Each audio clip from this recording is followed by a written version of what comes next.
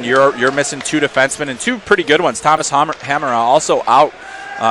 He has not played in the last few games with an injury, and has a good puck-moving element from the back end, so they're certainly going to miss him, in addition to Juracek, who really was their top defenseman. Yeah, I think he would have been, if he'd gotten to play all the games, I think there's no doubt he'd be one of their top 3 players in this tournament. I think so.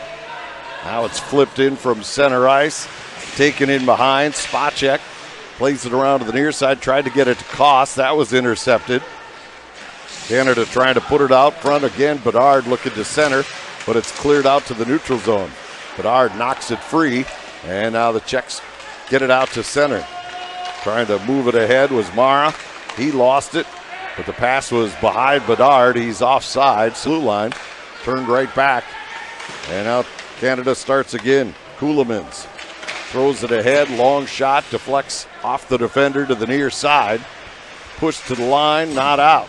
Canada dumps it over to the far corner. Zulkin.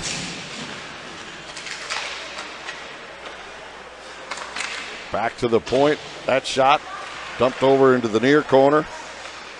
Canadians starting to buzz here now, and then we get a whistle. Scouts, why is this player develop so quickly and become an exception to the rule? Well, he's got such a high level of hockey sense. I think physically, even though he's not a huge guy, he's got some good strength, outstanding foundation of skating, high level hockey sense that's beyond his years. I mean, he's got skill, he's got the, in the skating, and I think that the one thing that is already at an NHL level is his shot. It's incredible. Really?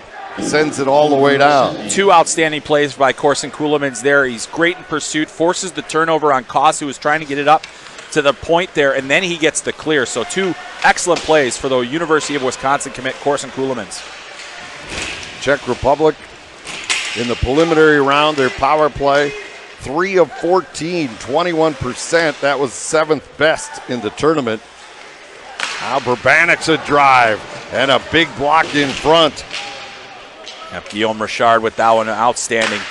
And there is Canada tips it in from center. Benelli gets it to the corner, but the Czechs come back the other way. Receiving going wide, but he's ridden off by Matier. And he'll try to clear, but Paye knocks it down. In the first period, a power play goal. A power play goal has gotten the Czechs back in this one.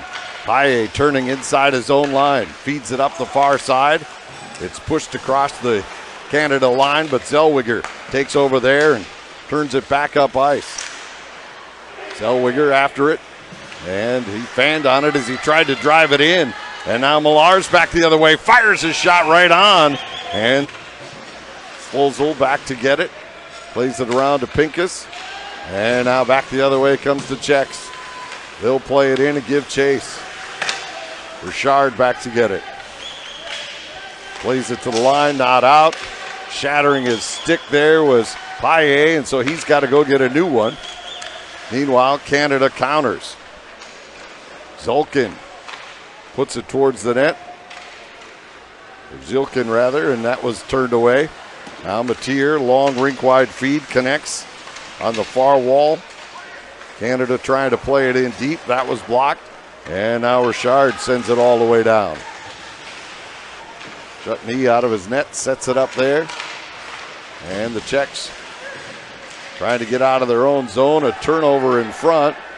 And back to cover up and clear it out of danger are the Czechs. Slavacek got it in deep. Gunther plays it rink wide. It's picked up there. Canada will roll it in. Matier rolls it to the deep corner. It's shoveled up the wall. Slavacek can't get out. Comes back to the blue line. Matier drops it off. Now it's cycled in deeper. Orthman, top line out there for Canada right now. Gunther shoved off the puck. And that allows the Czechs to take over. Starts the other way. Stillman across the line. He's rubbed out along the far wall, but Canada comes up with it again. Stillman Feeds it back to the point. Now walking in, Mateer's shot goes off the side of the net. Rebound to the near side. Canada dumps it deep to the corner. And in there they work for it, and finally it's taken away.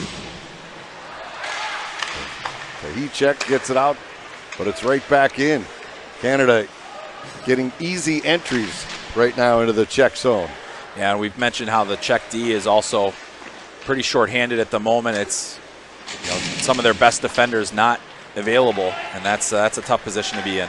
And so you're going to see this. They wave the icing. Paille got down there first, but Canada comes up with the puck. Zellweger.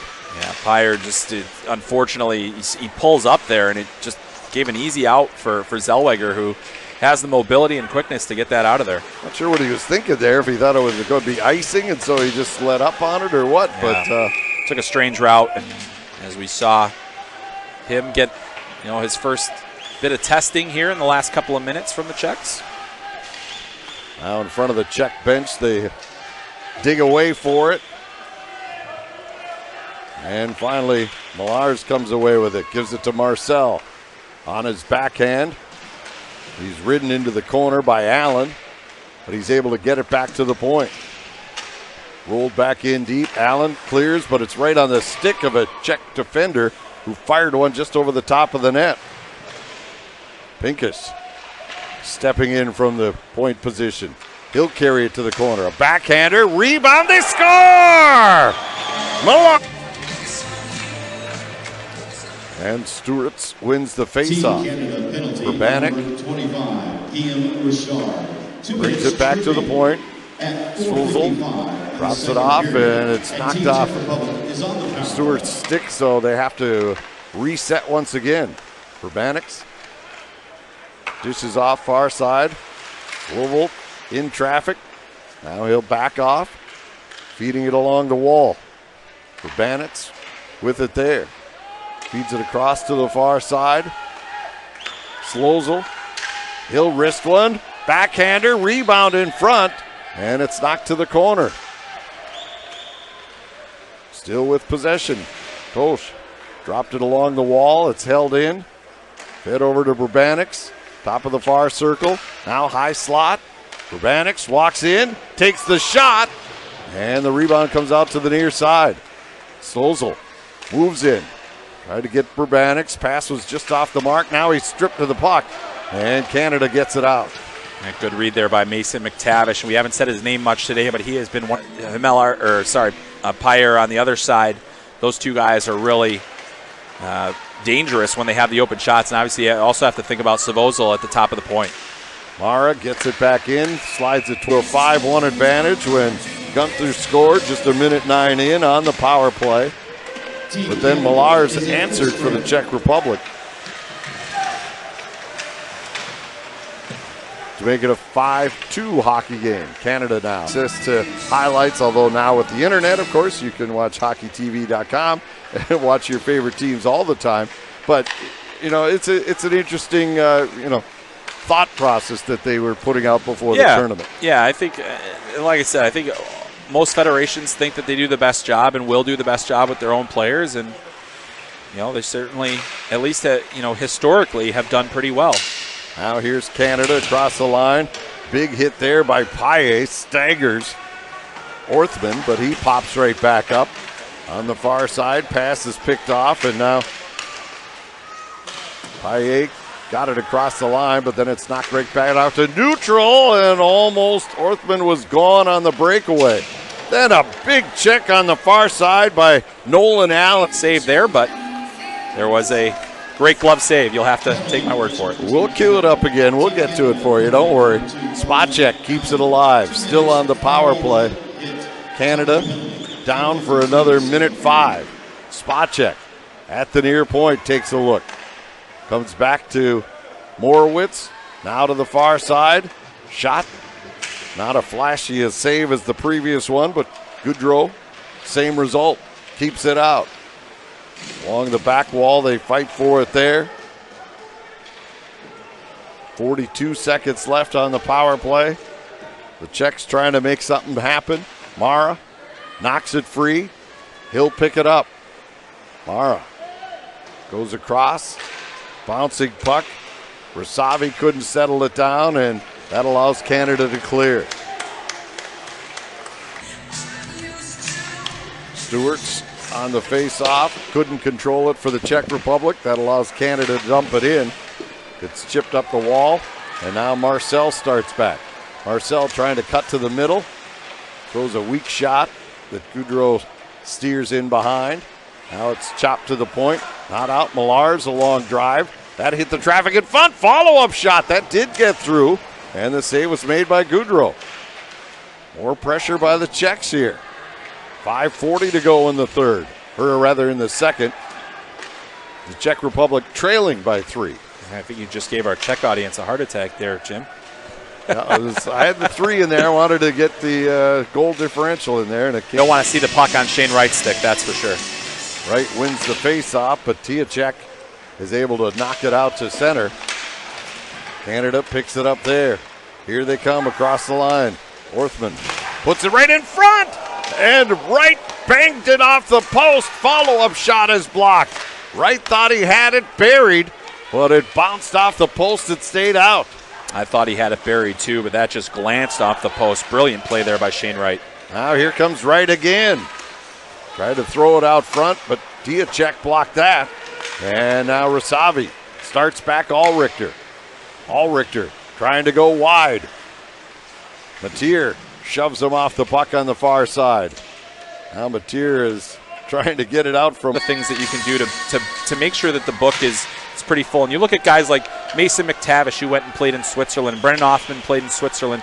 Brent Clark went and played in Slovakia. Players found places to play, and it gave them a little bit more of an evaluation. A lot of the scouts I've talked to feel very comfortable with the amount of information that they have to make decisions this year. That's interesting because so many people wondered how this was all going to play out.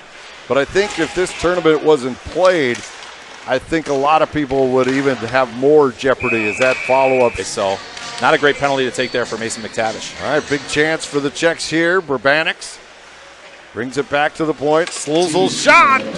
Guther up front. Follow-up shot by Paye, and that banged off the outside of the post.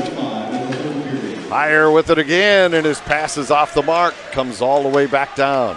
Really good pressure there by Brett Harrison to force that pass that was errant and got out of the zone. So, again, the depth players for Canada stepping up a lot today as well. Gunther out there filling the role of McTavish as a penalty killer. Koch rolls it around to the far side. Paye with it there. Chopped at. Matier trying to work it free, but the Czechs maintain possession. They'll play it around to the near side, and Brabanics trying to hit the point, but no one was home. Slozal back in. Feeds it across. And Brabanic. Now Slozal moving in, fires a shot, and through the trap. These top teams where they just lack the finish and the inability to get the result. So here comes the shot. Opposing defenses. So nice to see him get rewarded with an opportunity there, but Canada remains in control of the game. Receiving now in on the forecheck. On the near side, Ulrichter gets run over by McTavish. Play goes on, and the Canadians escape their own end. Zenkovic plays it in behind, Bedard with it. Tried to feed the point, but it was out of the reach of Matier, and he's got to come back for it. He'll throw it up the far side, and it's tipped into the Czech zone. Bouncing puck on the near side. Sapolda-Liv. And the way the tournament lays out, even as you've said before, there's a reseed after this, but no matter how it plays out, you still know the opponent. Yeah, with Russia and Canada winning, it'll be Russia will play the winner of Finland and Switzerland. Well, unless Switzerland wins that game, I should say, because then that would change the dynamic a little bit. But if that game goes as we expect it to, then it would be Finland, Switzerland, or the winner of that game, likely Finland, would be playing Russia. And then the winner of tonight's game between Sweden and the U.S. will play Canada. And Certainly Sweden, I'm sure, would like some revenge from that 12-1 beating they took on the opening day of the tournament. But you get to this stage of the tournament, anything can happen, and past results don't seem to matter as much. Now Canada coming through center. They'll roll it in. Stankoven along the wall. Puck played with a high stick.